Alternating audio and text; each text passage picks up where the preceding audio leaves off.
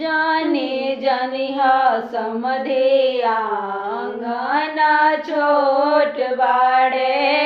ई जाने जनिहा समधे आंगन छोट बाड़े।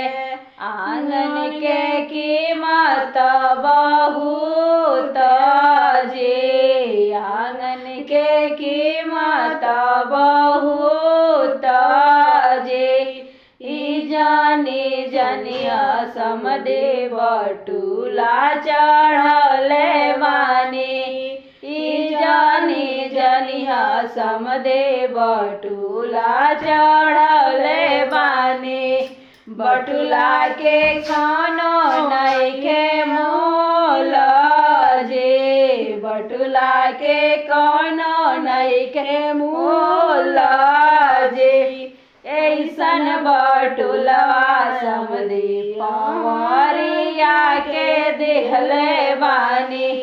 ऐसन बटुलवा समधे पवरिया के दिहले बानी।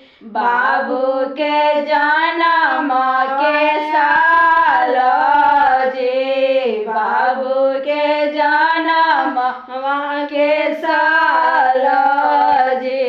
ई जाने जनिहा समधे आंगन छोट बाड़े। आंगन के कीमत बहुत जे, आंगन के कीमत बहुत जे। ई जाने जनिहा समझे फ्रिजवा चढ़ले बानी।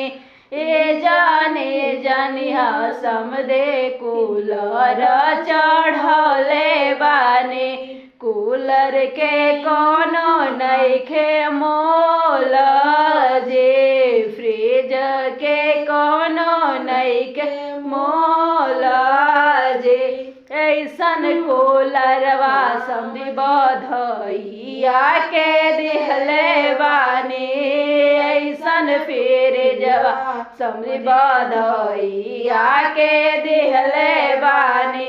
बाबू के जनम के साल जे, बाबू के जनम के साल जे।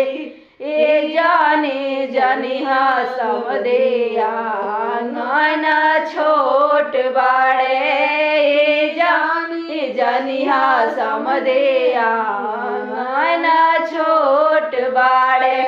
आंगन के कीमत बहुत जे, आंगन के कीमत